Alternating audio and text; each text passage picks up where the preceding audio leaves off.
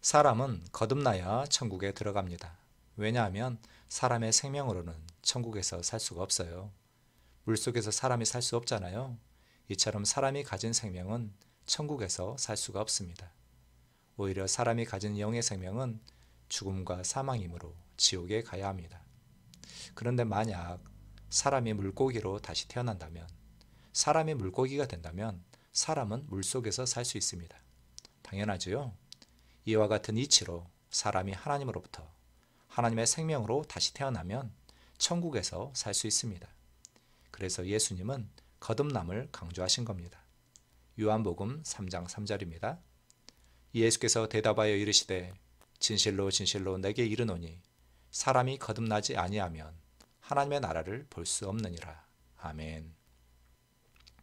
그러면 어떻게 사람이 위로부터 하나님으로부터 다시 태어날 수 있을까요? 거듭날 수 있을까요? 예수님은 그 길을 요한복음 3장 5절에서 알려주고 계십니다. 예수께서 대답하시되 진실로 진실로 내게 이르노니 사람이 물과 성령으로 나지 아니하면 하나님의 나라에 들어갈 수 없느니라. 아멘. 이 구절에서 예수님은 거듭나는 길을, 거듭나는 방법은 물과 성령님을 통해 하나님으로부터 다시 태어나는 거라고 말씀하십니다. 거듭남은 물과 성령님을 통해서인데 성령은 성령 하나님이신 걸 알겠는데 물은 뭐냐는 거죠. 먹는 물은 당연히 아닐 테고요. 물은 도대체 무엇을 의미할까요? 여기에 관한 해석이 몇 가지 있습니다. 첫 번째 해석은 물은 자연적 출생을 의미한다는 겁니다. 이 땅에 육신으로 태어난 것을 물이라고 표현했다는 겁니다. 사람은 이 땅에 육신으로 태어남으로 한 번, 그리고 성령님으로 태어남으로 한 번, 곧 두 번의 출생을 해야 천국 간다는 해석입니다. 나름 일리가 있습니다. 두 번 태어난 사람은 한 번 죽지만 한 번 태어난 사람은 두 번 죽는다. 그런 말이지요. 이 땅에 모태로부터 태어난 사람이 성령님을 통해 하나님으로부터 다시 태어나야 한다. 이런 뜻입니다. 요한복음 3장 6절이 뒷받침하고 있습니다. 육으로 난 것은 육이요 영으로 난 것은 영이니 육으로 태어난 것을 물이라고 말씀하셨고 영으로 태어난 것을 성령님으로 말미암는다고 말씀하셨다는 해석입니다. 두 번째 물이라는 해석은 예수님의 피라고 주장합니다. 요한복음은 사도 요한이 기록한 겁니다. 그는 요한 1서에서 물과 피에 대해 말하고 있습니다. 요한 1서 5장 6절입니다. 이는 물과 피로 임하신 이시니 곧 예수 그리스도시라.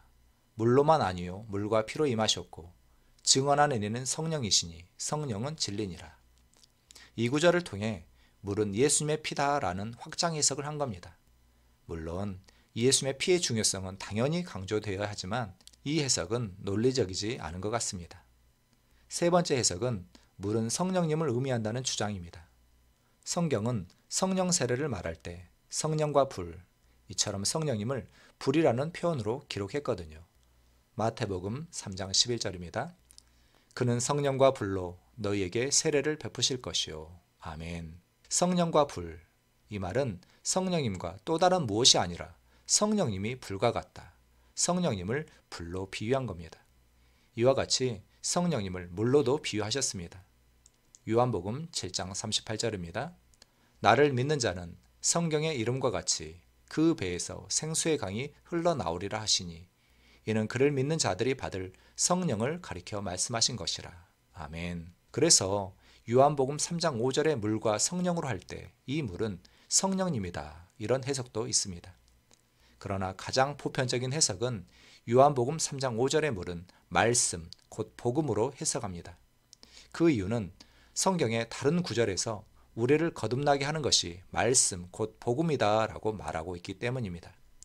베드로전서 1장 23절, 야고보서 1장 18절입니다. 너희가 거듭난 것은 썩어질 씨로 된 것이 아니요 썩지 아니할 씨로 된 것이니 살아있고 항상 있는 하나님의 말씀으로 되었느니라. 오직 주의 말씀은 세세토록 있도다 하였으니 너희에게 전한 복음이 곧 이 말씀이니라. 그가 그 피조물 중에 우리로 한 첫 열매가 되게 하시려고 자기의 뜻을 따라 진리의 말씀으로 우리를 낳으셨느니라. 아멘. 위 구절에서 알 수 있듯이 우리를 거듭나게 하는 것은 하나님의 말씀, 곧 복음입니다. 그래서 물과 성령으로 거듭난다 했을 때 여기서 물은 말씀, 곧 복음이다 라고 해석하는 것이 맞다고 생각합니다. 그래서 이런 결론에 이릅니다. 요한복음 3장 5절과 베드로전서 1장 23절을 합해보면 우리를 거듭나게 하는 것은 말씀을 통한 예수님의 복음을 통한 성령님의 역사라는 것입니다. 그래서 예수님은 사도들에게 복음을 전하라고 명령하신 겁니다. 왜냐하면 사람들이 복음을 들어야 예수님을 믿게 되고 예수님을 믿는 자가 거듭나게 되기 때문이죠. 그리고 사람이 복음을 듣고 예수님을 믿을 때 성령님께서 그 사람의 영을 거듭나게 하시는 겁니다. 이처럼 거듭남은 반드시 복음, 하나님의 말씀을 들어야 합니다. 그리고 그 사람이, 복음을 들은 그 사람이 부활하신 예수님을 구원자와 주인으로 고백하고 믿을 때 성령님께서 그 사람의 영을 재창조하시는 겁니다. 이것을 거듭남이라고 하는 겁니다. 동시에 이것을 새로운 피조물이 되었다라고 하는 거지요. 우리를 거듭나게 하는 것은 성령님의 역사입니다. 동시에 복음, 하나님의 말씀의 역사입니다. 복음을 받아들이고 예수님을 믿는 모든 사람을 하나님은 구원하십니다.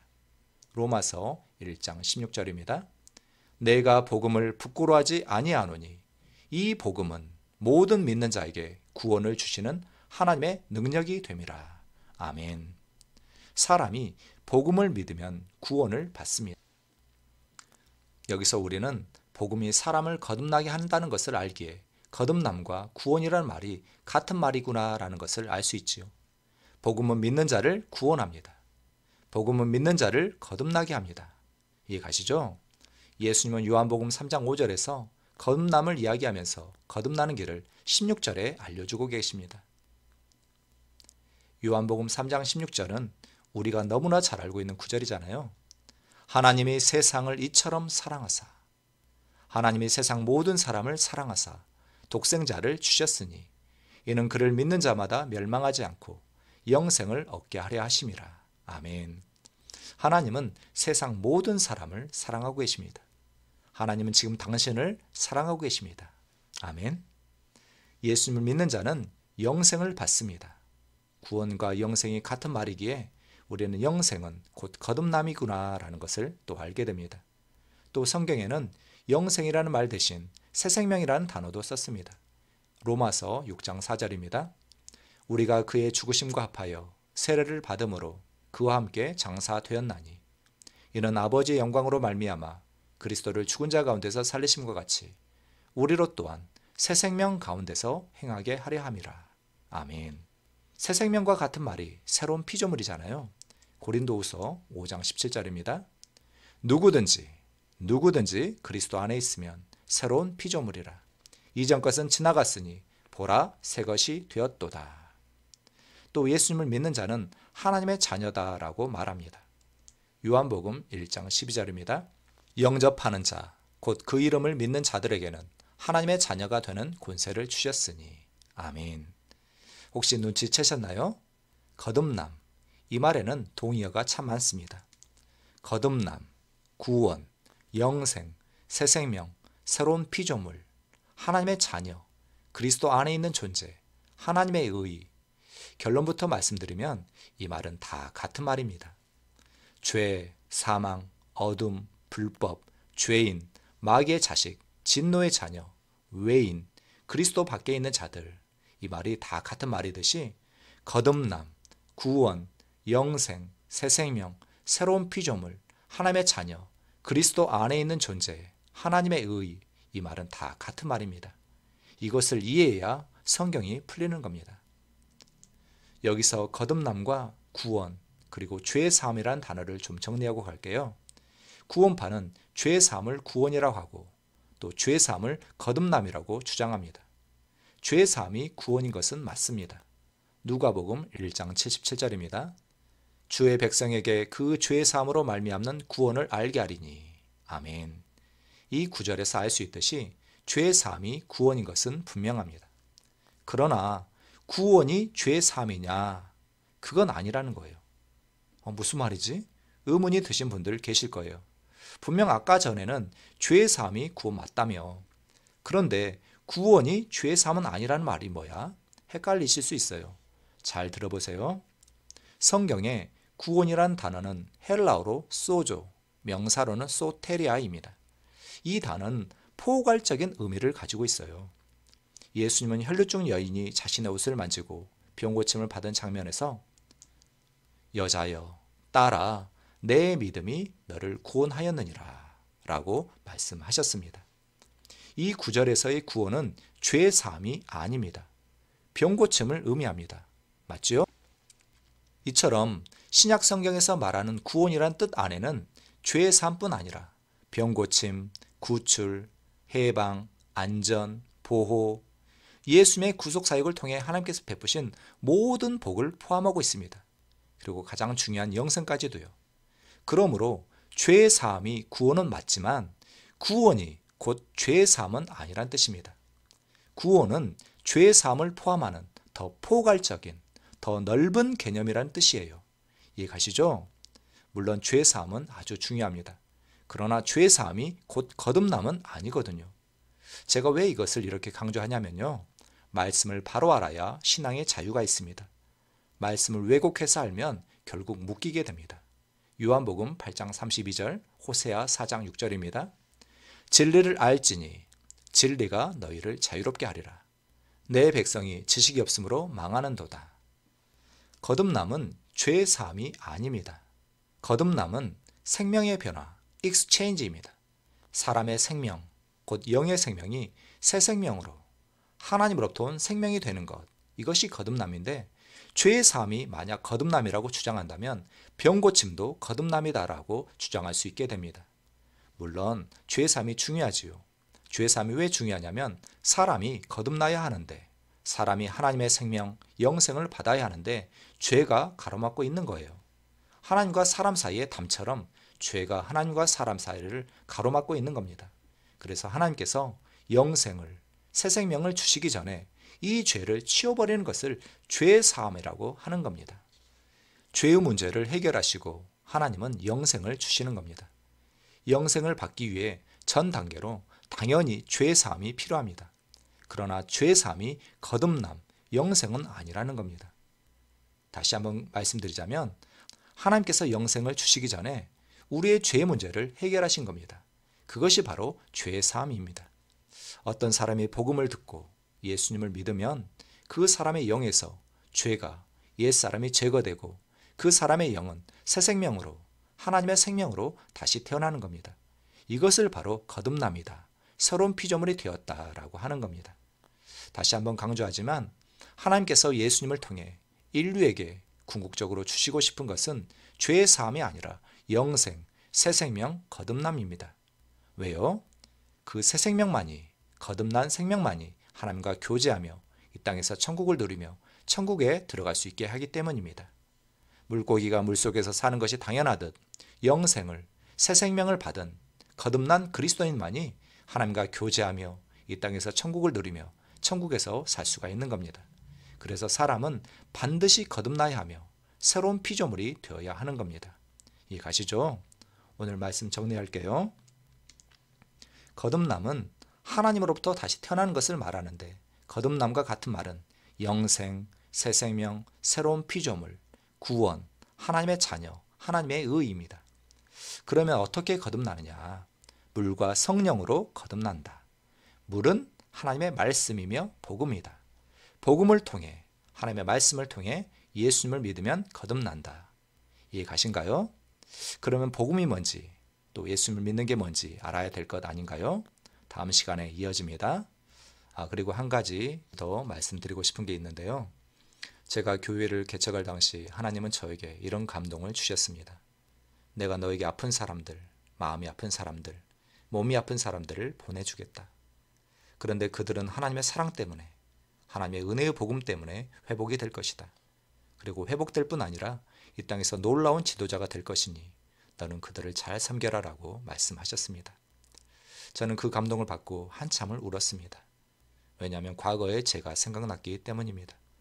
저는 20대 때 우울증, 불면증, 불안 증세로 날마다 자살 충동을 느끼며 살았는데 하나님의 은혜로 깨끗이 고침을 받았습니다. 그리고 저는 어떻게 신앙생활하는지 몰라 참 많이 헤맸었습니다. 늘 죄책감, 정죄감, 열등감, 하나님을 생각하면 늘 죄송하고 부족하고 나 자신에 대한 실망, 자책, 후회 그런 것들이 참으로 많았습니다. 그러다가 하나님의 은혜로 복음이 무엇인지 신앙생활은 어떻게 하는지 조금씩 이해하게 되었고 무거운 짐들을 벗어버리게 되었습니다. 그리고 복음과 신앙의 길을 더 알아가면서 제 마음에 기쁨과 평안이 증가되는 걸 보게 됩니다. 아버지 감사합니다. 예수님 때문에 행복합니다. 예수님 사랑합니다. 이런 고백을 하는 정도까지는 신앙이 자라게 되었습니다. 뭐 그게 별거라고 별거 아닌 것 같은데 하시는 분도 계실 거예요. 물론 그리스도인들이 늘 감사와 평안, 기쁨으로 사는 건 당연합니다. 그게 정상적인 신앙생활이지요. 그런데 저는 그렇지 못했거든요. 죄책감, 열등감, 부족감, 자책으로 늘 눌려 살던 저에게는 놀라운 변화입니다. 저는 지금 복음의 길, 신앙의 길을 걸어가고 있습니다. 저는 제가 걸어가는 이 행복한 신앙의 길 위에서 위에 언급한 문제로 힘들어하시는 분들을 만나고 싶습니다. 그런 분들을 가이드해드리고 싶습니다. 그래서 온라인 새생명 사랑교회를 준비하고 있습니다. 대략 2월 말쯤에는 또는 3월 초에는 유튜브 실시간 방송을 통해 우울증, 불면증, 불안증세, 공황장애 등 질병으로 고통당하시는 분들에게 치유의 길을, 그리고 신앙생활은 하지만 늘 눌려있고 죄책감, 죄의식, 정죄감, 열등감에 시달리며 하나님을 생각하면 늘 죄송하고 자신을 늘 자책하는 성도님들에게 자유롭고 행복한 신앙의 길을 안내해 드리고 싶습니다. 매주 토요일 저녁 8시에 생방송으로 진행하며 채팅으로 소통도 하면서 신앙의 길을 나누고 싶습니다. 정확한 방송 날짜가 잡히는 대로 유튜브를 통해 또 공지하도록 하겠습니다. 혹시 여러분 중에 우울증, 불면증, 불안증세, 공황장애 및 질병으로 아프신 성도님들, 그리고 신앙의 길을 몰라 죄책감, 죄의식, 정죄감, 열등감으로 자신을 늘 자책하며 사시는 성도님들에게 반드시 도움이 되실 겁니다. 복음은, 하나님의 사랑은 사람을 구원하며 치유합니다. 복음은, 하나님의 사랑은 성령님 안에서 의와 기쁨과 평안으로 살게 합니다. 복음은, 하나님의 사랑은 구원의 능력입니다. 이 복음을 나누겠습니다. 유튜브를 통해 온라인 새생명 사랑교회에서 만나 뵈었으면 좋겠습니다. 상담을 원하시는 분은 연락 주세요. 감사합니다.